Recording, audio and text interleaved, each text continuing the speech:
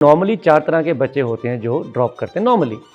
सबसे पहले वो बच्चे आते हैं जो डिसेंटली अच्छा रैंक भी आता है, बट उनका एस्पिरेशन उससे और ज़्यादा होता है। जनार्दन से जो आपको बताएंगे कि किस तरह से रिफाइन आप अपनी रैंक कर सकते हो। उसमें 3 तरीके के पैच अप वर्क्स होते हैं। एक होता है वो इंपॉर्टेंट होते हैं, ये 3 तरीके के पैच वर्क होते हैं।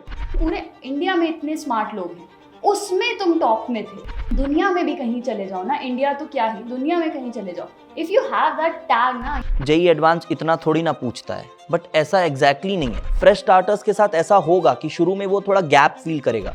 इनके पास एक बहुत बड़ी स्ट्रेंथ होती है जो इनको याद रखनी चाहिए, उसको यूज़ करना चाहिए। ड्रॉप ईयर, ये एक ऐसा शब्द है जिस शब्द के अराउंड बहुत सारे कंफ्यूजन्स होते हैं। ड्रॉप ईयर में लर्नर्स को क्या करना चाहिए, ड्रॉप करना भी चाहिए या नहीं करना चाहिए, एक अच्छे कॉलेज की क्या अहमियत होती है और पूरे साल भर किस तरह से समय निकलता है, इन सभी क्वेश्चंस का आंसर इस सेशन में आपको मिलेगा। इस सेशन में आपको जो डाइवर्सिटी ऑफ गाइडेंस मिलेगी वो अनपैरेलल्ड है और इसी वजह से इस सेशन को आपको एंड तक देखना बहुत ज्यादा जरूरी है। तो सबसे पहले हम स्टार्ट करते हैं कि कौन कौन से बच्चे ड्रॉपर्स बनते हैं, ड्रॉप ईयर में अपीयर करते हैं। सर देखो, नॉर्मली 4 तरह के बच्चे होते हैं जो ड्रॉप करते हैं नॉर्मली। सबसे पहले वो बच्चे आते हैं जो जिन्होंने पहले से सोचा होता कि पहले मैं स्कूल करूंगा, 11th करूंगा, 12th करूंगा, एंड देन अच्छे से स्कूल बोर्ड में नंबर लेके फिर मैं एक साल पूरा डेडिकेटेड जेई पे लगाऊंगा। दूसरे बच्चे वो होते हैं जो 11th में साथ में कोचिंग शुरू करते हैं, but by the end of 11th उनको रियलाइज़ होता है कि यार वो उतना अच्छे से नहीं कर पा रहे, बैकलॉग आ रहे हैं, पढ़ाई मैनेज नहीं हो रही, और उसी के चलते रहते उनके स्कूल में भी अच्छे मार्क्स नहीं आ पाते 11th में, जिसके चलते रहते वो खुद भी थोड़ा डीमोटिवेट हो जाते हैं। ऊपर से पेरेंट भी प्रेशर डाल देते हैं कि भाई स्कूल में तो मार्क्स आ नहीं रहे, तुम 12th में ना बोर्ड्स ही करो पहले। तो वो बच्चे 12th में ज़्यादा इंक्लाइंड हो जाते हैं बोर्ड्स के टुवर्ड, एंड देन फिर they take a drop after taking good score in 12th, और फिर वो जेई की तैयारी करते हैं। तीसरे तरह के बच्चे वो होते हैं जो पूरे 2 साल तैयारी करते हैं, बट कहीं ना कहीं उनको पता होता है कि वो अपना बेस्ट नहीं दे पा रहे, बैकलॉग्स आ रहे हैं, गलतियां हो रही हैं, टेस्ट में नंबर कभी आते कभी नहीं आते हैं, कुछ पढ़ रहे हैं कभी नहीं पढ़ रहे हैं, फाइनली रैंक उतना अच्छा नहीं आता और उनको पता होता उन्होंने तैयारी नहीं की अच्छे से। ये बच्चे ड्रॉप करते हैं। और लास्ट वो बच्चे होते हैं जो 2 साल अच्छी तैयारी करते हैं, डिसेंटली अच्छा रैंक भी आता है, बट उनका एस्पिरेशन उससे और ज़्यादा होता है। रैंक आया 10,000 ऑल इंडिया, किसी के लिए बहुत अच्छा है, पर उनको था कि मुझे टॉप 1000 में लेना था, तो एस्पिरेशन वॉज वेरी हाई। सो ये बच्चे ड्रॉप करते हैं। तो ब्रॉडली ये 4 तरह के बच्चे ड्रॉप करते हैं। तो ब्रॉडली 2 तरह के लर्नर्स ड्रॉप करते हैं। सबसे पहले वो जिनको फ्रेश स्टार्ट की रिक्वायरमेंट होती है और दूसरे वो जिन्हें पैच वर्क की रिक्वायरमेंट होती है। पैच वर्क का जो क्वेश्चन है उसके लिए सबसे अच्छे जो गाइडेंस दे सकते हैं वो है जनार्दन सर, जो आपको बताएंगे कि किस तरह से रिफाइन आप अपनी रैंक कर सकते हो। जैसे सर ने बताया कि कुछ बच्चों की प्रिपरेशन बहुत अच्छी होती है। वो पहले बार जब जेई लिखते हैं, थ्रू आउट द ईयर अच्छी पढ़ाई करते हैं, और जब मॉक टेस्ट देते हैं अपने इंस्टीट्यूट के या ऑल इंडिया टेस्ट सीरीज लेते हैं, तो उस पर्टिकुलर मॉक टेस्ट के जो स्कोर्स कंसिस्टेंटली आते हैं उनके हिसाब से उसकी पोटेंशियल और उनकी ड्रीम्स बन जाते हैं। लेकिन कुछ लूप होल्स होते हैं जो अपने प्रिपरेशन में डिफरेंट तरीके के लूप होल्स होते हैं, जिसकी वजह से एंड फाइनल एग्जाम की जो वेरिएशंस होते हैं, फाइनल एग्जाम डे का जो सरप्राइजेस होते हैं, उसको झेल नहीं पाते हैं वो, और अपने एस्पिरेशन जो होता है उससे नीचे वो उनके हिसाब से रैंक आती है। तो उनको लगता है कि बाय चांस अगर एक और साल हम प्रॉपरली इसको प्रिपेयर करते हैं और अपनी लूप होल्स को वो मेजर कर सकते हैं कि अच्छा मैंने इस जगह पे ये वाली गलती कर दी, उसके लिए बहुत इंपॉर्टेंट होती है कि खुद को जानना और सही गाइडेंस को पाना, राइट। सो उसमें 3 तरीके के पैच अप वर्क्स होते हैं। एक होता है थियरी में, कुछ चैप्टर्स को उनके थियरी ही प्रॉब्लम होती है। कुछ चैप्टर्स में ये होता है कि थियरी ठीक ठाक कर लिया लेकिन एप्लीकेशन लेवल्स उनके अच्छे नहीं है, प्रॉपर प्रैक्टिस नहीं होती है। तीसरी वाली होती है कि थियरी भी अच्छा किया, एप्लीकेशन अच्छा किया, लेकिन एप्लीकेशन के नाम पे आपने बहुत नॉर्मल वाले क्वेश्चन जो देखे देखे क्वेश्चन होते हैं वही कर लिया, जो कि जेई मेंस फिजिक्स के लिए, मैं फिजिक्स की बात कर रहा हूँ, जेई मेंस फिजिक्स के लिए ठीक ठाक होता है, लेकिन जेई एडवांस में जो क्रिएटिव लेवल ऑफ क्वेश्चनिंग होती है एडवांस लेवल पे, उसके लिए जो एक्स्ट्रा प्रॉब्लम सॉल्विंग प्रैक्टिस होती है वो इंपॉर्टेंट होते हैं। ये 3 तरीके की पैच वर्क होते हैं और ये बच्चे टू बच्चे चेंज नहीं होते, with in for every student also, for different topics you will have different requirements. Sir मेरे ख्याल से सिमिलर सी चीज़ें मैथ और केमिस्ट्री के लिए भी है, यही है सिमिलर। फिजिक्स में आपने नो डाउट मेन और एडवांस में तोड़ दिया, क्योंकि नॉर्मली मेन थोड़ा सा अनएक्सपेक्टेडली इजी चला जाता है, बट अगर ब्रॉड लेवल पे बात करें तो तीनों सब्जेक्ट्स में यही रहता है कि 3 लेवल पे आपको चेक करना होता है अपने आप को। जैसे सर ने बताया, बहुत सारे स्टूडेंट्स के इवन बिलो 5000 अबव 1000 रैंक, यानी which is a very good rank actually. हम इंडिया की इतनी बड़ी पॉपुलेशन की बात कर रहे हैं, and India population is not just population, it's smart population. So when you are achieving somewhere between 1000 to 5000 rank, that's good, Decent है। You want to go to a better college. तो इसमें ये 3 पड़ाव जो है ना, theory, application and creative application, इन तीनों में यूजुअली इस वाले कैटेगरी में ये क्रिएटिव एप्लीकेशन की कमी बहुत ज़्यादा खलती है। जनरली ये वाले बच्चे थियरी में आगे रहते हैं एंड PYQs लगा लेते हैं, जो स्टैंडर्ड बुक्स के प्रॉब्लम्स है वो लगा लेते हैं, लेकिन जो क्रिएटिव चैलेंजेस, जो थोड़ा बियॉन्ड जाना है, वहां पर ये रह जाते हैं। उस टाइप के चैलेंजेस को एक्सपोज होना, बिल्कुल, वो कम होता है। नहीं, लोगों को लगता भी है ऐसा जब वो प्रिपेयर कर रहे होते हैं कि नहीं जेई एडवांस इतना थोड़ी ना पूछता है, बट ऐसा एग्जैक्टली नहीं है। आपको उसके थोड़ा सा आगे जाना पड़ेगा, तब आप उस सिचुएशन के लिए ना प्रिपेयर्ड रहोगे कि हाँ ऐसा है। एक चीज तो बहुत क्लियर है कि जो पैच वर्क होता है ना, उसमें आपको आइडेंटिफाई करना जरूरी है कि आपको किस जगह पे पैच वर्क रिक्वायर्ड है। एक चीज मैं आपको बताता हूं, बहुत सारे लर्नर्स हमारे एक्सपीरियंस में ऐसे आते हैं जो 3000 4000 रैंक लेकर के आए, उन्होंने ड्रॉप किया और अगले साल और रैंक खराब हो गई। ऐसा यूजुअली उन लर्नर्स के साथ होता है जिनको एक्चुअली आइडिया नहीं है कि उनको इंप्रूव क्या करना है, और वो बिल्कुल डायरेक्शनलेस होकर के अपनी प्रिपरेशन करते हैं। फ्रेश स्टार्ट किस तरीके से की जा सकती है, इसके बारे में अब आपको गाइडेंस देंगे विशाल सर। तो एक्चुअली जो फ्रेश स्टार्ट वाला बच्चा होता है, उसने क्लास 11th को उतना सीरियसली नहीं लिया हुआ रहता है, बिकॉज वो क्लास 11th एंटर करता है, चीज़ें शुरू में समझ नहीं आती, फिर इधर उधर हो जाता है, फिर वो किसी तरह स्कूल का एग्ज़ाम पास करने के लिए कुछ शॉर्टकट्स के थ्रू निकल जाता है और एग्ज़ाम्स पास कर लेता है। क्लास 12th में वो थोड़ा सीरियस हो जाता है। तो कंपैरेटिवली जब देखा जाता है, जो फ्रेश स्टार्ट वाला बच्चा है उसका क्लास 12th कंपैरेटिवली बेटर होता है क्लास 11th से। तो जो फ्रेश स्टार्ट वाला बच्चा है ना, जब वो जेई की प्रिपरेशन शुरू करेगा तो उसको पहली चीज़ तो ये क्लियर रहनी चाहिए भाई कि क्लास 11th क्लास 12th दोनों को प्रॉपर से लेकर चलना है। और इनिशियली फ्रेश स्टार्टर्स के साथ ऐसा होगा कि शुरू में वो थोड़ा गैप फील करेगा कि जो क्लास के बच्चे हैं ना, वो उसको लगेगा अरे यार ये ज़्यादा आंसर कर रहे हैं, ये आगे रह रहे हैं, लेकिन उसको ये पहले से प्रिपेयर्ड रहना चाहिए उसके लिए, because they have once prepared for IIT JEE. खासकर जहाँ पे वो क्लास 11th आती, वहाँ हाँ, पे बच्चों को बहुत महसूस होता है कि यार ये इनको हम आता, कैसे मुझे कर पाएंगे, कुछ हो ही नहीं रहा। हाँ, ये वाला पॉइंट बहुत इंपॉर्टेंट आता है उनको कि हमसे तो नहीं हो पाएगा। बट ये मैं एश्योर करता हूँ कि अगर वो बच्चा कंसिस्टेंटली 3-4 महीने लग के मेहनत करेगा ना, तो वो उनके साथ मैचअप कर लेगा और कुछ दिन में वो आगे भी निकल जाएगा। मैं इसलिए हमेशा यही बोलता हूँ कि जिनकी 10th तक डिफरेंट डायरेक्शन से आते हैं बच्चे, हाँ, आके यहाँ पे स्ट्रीमलाइन होता है ना, बिल्कुल, जो जहाँ पे भी वो पढ़ रहे हैं, 3-4 महीने किसी और से कंपेयर ही नहीं करना चाहिए उनको। क्योंकि सब लोग अलग अलग जगह से आते हैं, अलग अलग बैकग्राउंड, कोचिंग लिया होगा कुछ बच्चों ने 10th में ही, तो उनको थोड़ा एडवांटेज होता है। लेकिन 4-5 महीने खुद की परफॉर्मेंस से कंपैरिजन करो बस कि लास्ट मंथ में कैनेमेटिक्स में कितना था, अभी कितना। यहाँ पे सर एक चीज़ जो मुझे लगता है, ये स्पेशली ये जो बच्चे होते हैं, इनके पास एक बहुत बड़ी स्ट्रेंथ होती है जो इनको याद रखनी चाहिए, उसको यूज़ करना चाहिए। वो ये है कि इनको बुक्स रीड करने की हैबिट होती है, क्योंकि 12th में अच्छे नंबर लेते हैं, ये गाइड्स NCERT बुक्स को थॉरली खुद पढ़ रहे होते हैं। उस चीज़ को आपने कंटिन्यू करना है। जब आप जेई की कोचिंग शुरू करते हो, बस टेक्स्ट आपके चेंज हो जाएंगे, शायद आप एक स्कूल वाली बुक से शिफ्ट हो जाएंगे कॉम्पिटिशन बुक पे, और ये आपका एज मिलता है आपको। क्योंकि नॉर्मली बच्चे जब गलती करते हैं कॉम्पिटिशन की प्रेपरेशन में, वो क्या करते हैं, वो ना 5 जगह हाथ मारते रहेंगे, यहाँ अच्छा मिल जाए, अच्छा मिल जाए, अच्छा मिल जाए, करते कुछ नहीं अच्छे से, राइट। पर इन बच्चों को पढ़ने की आदत होती है, ये 12th में अच्छा बोर्ड में नंबर लेके आए होते हैं, तो इनको पता है एक बुक पकड़ के पढ़ने का मतलब क्या है। तो इनको अगर एक अच्छी बुक दे दी जाए और ये अपनी उस पर स्ट्रेंथ दिखाएं कि मुझे इसको थॉरली पढ़ना है, समझना है, क्लास से रिलेट करना है, ये बहुत अच्छा करते हैं बिगनिंग से। रीडिंग बुक्स ना, मैं अभी नेक्सस में भी देखता हूँ, बच्चे 2 तरीके के होते हैं।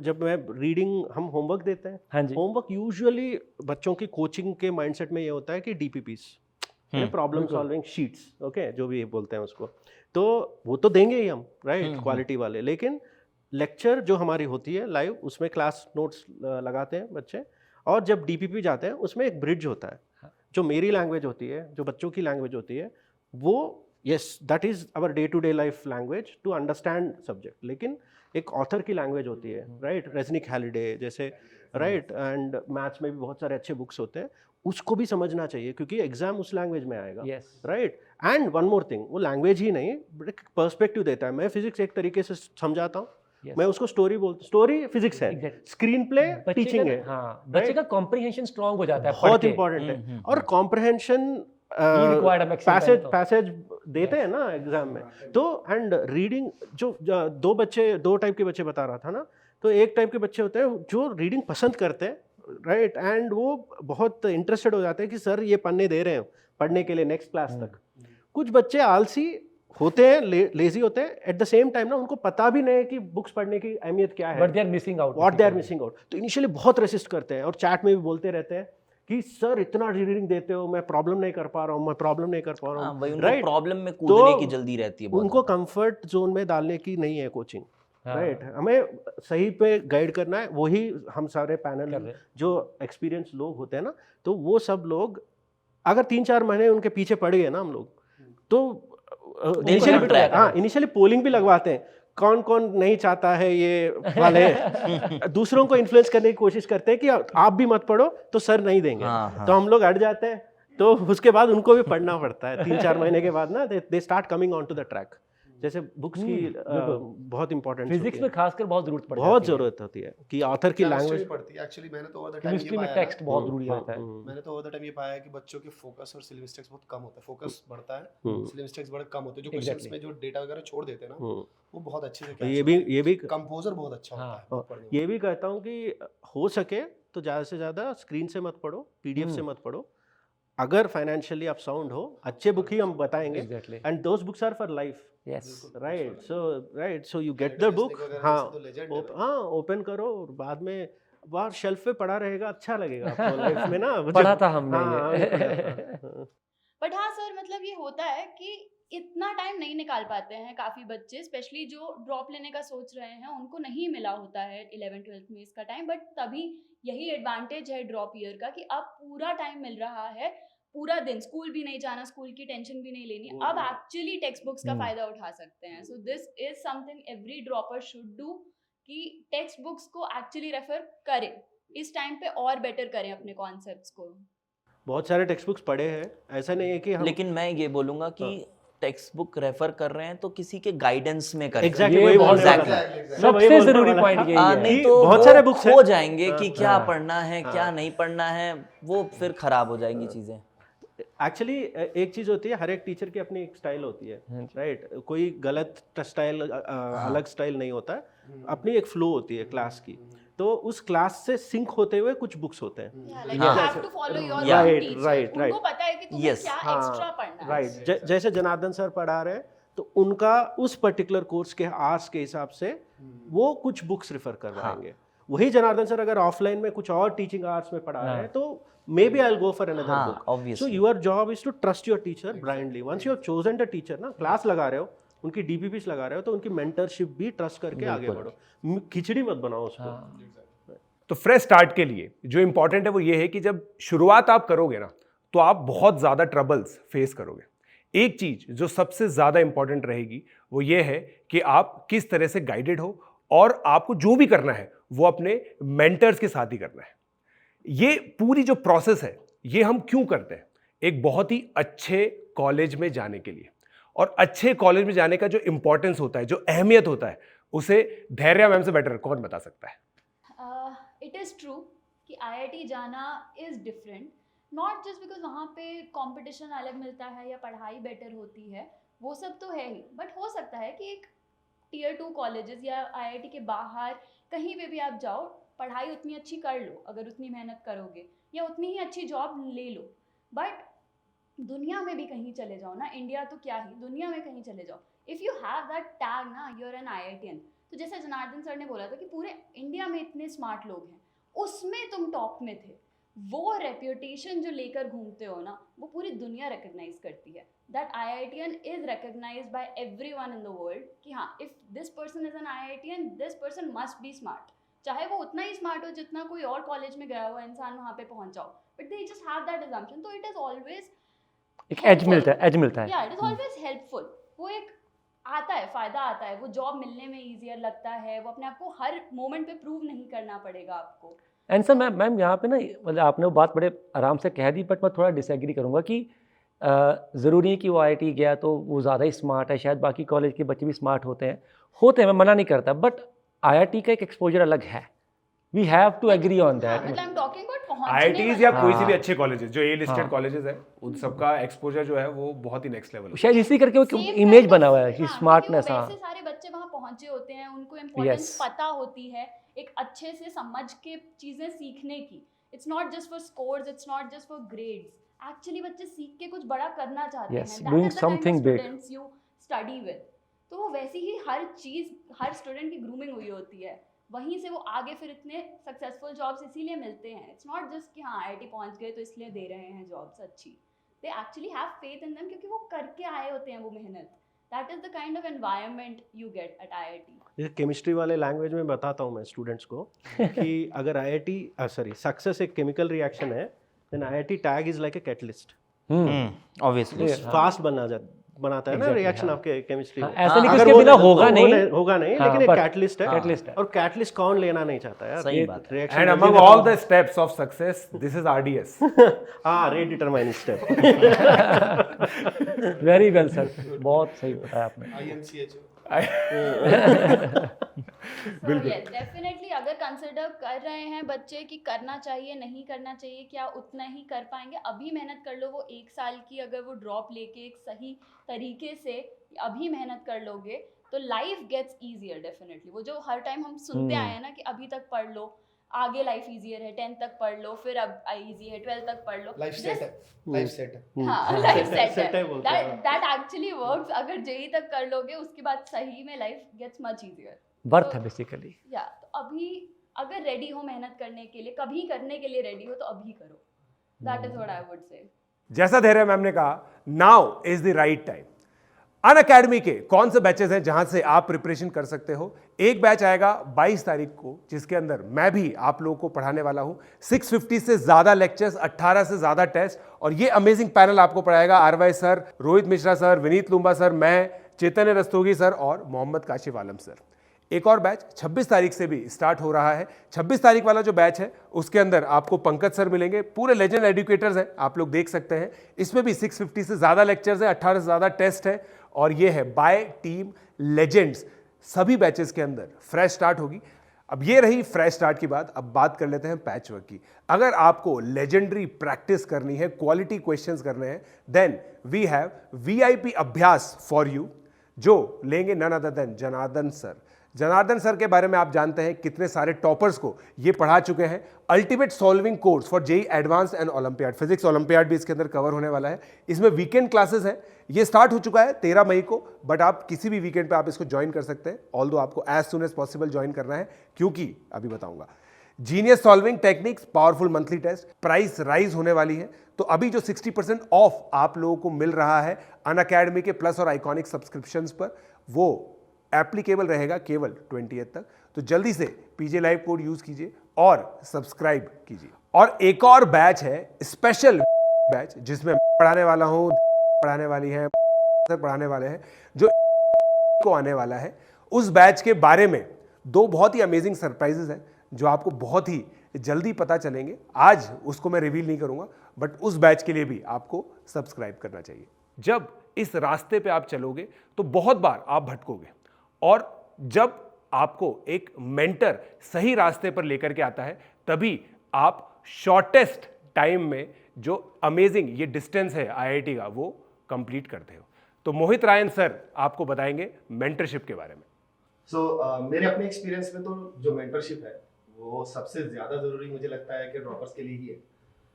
जो मैंने पाया है कि ड्रॉपर्स, जैसा भी हम बातचीत कर रहे थे, वो बुक रीडिंग की बात कर रहे थे, या फिर जो हमने फ्रेश स्टार्ट की बात की, ये सारी चीज़ें तो मेंटरशिप में ही तो समझ में आती है।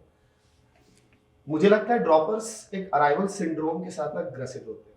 उनको ये फील होता है जैसे कि अब उनके एक बार एक्सपीरियंस हो चुका है। मैंने ये पाया कि हर ड्रॉप बैच में मोस्टली ऐसा होता है जिन बच्चों का रिजल्ट नहीं बन पाता है वो कहीं ना कहीं हमसे डिटैच हुए रहते हैं। जितने रिजल्ट्स मैंने बनते हुए देखे हैं उसमें मैंने बहुत स्ट्रांगली पाया है कि मेंटरशिप का रोल बहुत बहुत ज़्यादा होता है। या तो बच्चे खुद से बहुत भूखे रहते हैं और हमसे बहुत जुड़े रहते हैं और बिल्कुल वैसे एक्ट करते हैं जैसे वो 12th क्लास की है, या फिर ऐसा होता है कि कुछ बच्चों को हमने अपने तरफ से नॉक कर दिया होता है और वो भटक रहे होते हैं और रास्ते पर आ जाते हैं। बट मैंने ये नहीं पाया कि जो बच्चा हमसे डिटैच हो जाता है या उसके अंदर जो वो फील होती है कि अब तो ड्रॉप ईयर है, मैं जान रहा हूँ कि क्या पढ़ना क्या नहीं पढ़ना, और वो ना वो थोड़ा भटके में रहता है। मतलब अपने पे ईगो भी आ चुका रहता है, काइंड ऑफ ईगो या ओवर कॉन्फिडेंस भी आ जाता है, मैं देख लूंगा मुझे आता है अब। वो हमारे बैच में भी रिफ्लेक्ट होता है, हम समझाते भी पर्सनली, बट डेफिनेटली वो चीजें हम सबके लिए सबके साथ पर्सनली नहीं कर पाते। तो मुझे जिस बात से सबसे ज्यादा दर्द होता है वो ये कि बच्चा ना ऑलरेडी उस अराइवल सिंड्रोम के साथ होता है कि मुझे पता है, तो वो टीचर से कनेक्शन है उसका, वो जाने अनजाने वो वीक हो जाता है और बाद में जब समय निकल जाता है तो वो भरपाई नहीं होता। तो मैं हमेशा यही चाहता हूँ कि बच्चे समझे ड्रॉप ईयर वाले बच्चों को तो सबसे ज्यादा मेंटरशिप की जरूरत होती है। इतनी शायद 11th वालों की नहीं है, इतनी शायद 12th वालों की नहीं होती है, ड्रॉप ईयर्स को सबसे ज्यादा होती है। वो बुक रीडिंग वगैरह वाले पॉइंट्स तो बहुत सारे बच्चे जिनकी कैपेबिलिटी होती है जो कर सकते हैं बहुत अच्छा, वो भी जान नहीं पाते, और उन बच्चों को हमारे लिए मेंटर करना ज्यादा आसान हो जाता है जो हमसे खुद ही कनेक्ट होना चाहते हैं, क्लास में ऑनलाइन ऑफलाइन जैसे भी है। तो भाई मेंटरशिप का रोल तो ड्रॉप ईयर में बहुत ज्यादा। आइकॉनिक में हमने डाला ही मेंटरशिप इन सब वजह से कि बहुत बच्चों का रिजल्ट तो इस वजह से नहीं बन पाता क्योंकि वो कनेक्ट नहीं पाते, मेंटरशिप से नहीं मिल पाती। तो मेरी नज़र में सबसे ज़्यादा मेंटरशिप की जो ज़रूरत है वो ड्रॉप ईयर के ही बच्चों को है, और इसी वजह से आइकॉनिक सब्सक्रिप्शन में मेंटरशिप को हमने ऐड ही किया। इसी वजह से बहुत सारे बच्चे अपने पोटेंशियल के अकॉर्डिंगली परफॉर्म नहीं कर पाते हैं, बहुत सारे बच्चे ऐसे भटकते रहते हैं, भटक जाते हैं। जो बुक की बात हमने की थी कि कई बार बुक उनको पता होता है कि हाँ ये बुक फॉलो करनी चाहिए और बुक को गलत तरीके से फॉलो कर लेते हैं। ये सारी चीज़ें ना मेंटरशिप के थ्रू सॉल्व होती है। आइकॉनिक सब्सक्रिप्शन में मेंटरशिप को ऐड किया ही गया है इन्हीं वजह से, और स्पेशली ड्रॉप ईयर के बच्चों को मैं फिर से रिपीट करूंगा मेंटरशिप की सबसे ज़्यादा जरूरत है। अब जैसे हम बात कर ले यश की बात कर ले या फिर हम बात करें प्रदेश की बात कर ले, उज्जवल केसरी की बात कर ले, ये सभी बच्चे टॉप 100 और टॉप 50 वाले, इनके अंदर जो बड़ा ट्रांसफॉर्मेशन आया वो आया ही है मेंटरशिप की वजह से। सो आई होप आप लोगों को जो पूरा गाइडेंस सेशन है वो समझ में आया है। 5 चीजें ब्रॉडली रिक्वायर्ड होती है ड्रॉप ईयर के अंदर: access to top educators, amazing study material, amazing testing, amazing analysis और एक बहुत ही प्यारा सा रिवीजन। ये सारी चीजें आपको अनअकैडमी के प्लेटफॉर्म पर हम लोग अवेलेबल कराएंगे, क्योंकि अनअकैडमी के प्लेटफॉर्म पर आप लोगों को मिलती है इनफाइनाइट एक्सेस। आप किसी भी एजुकेटर से कोई सी भी गाइडेंस ले सकते हैं। So do not wait, start now, let's crack it.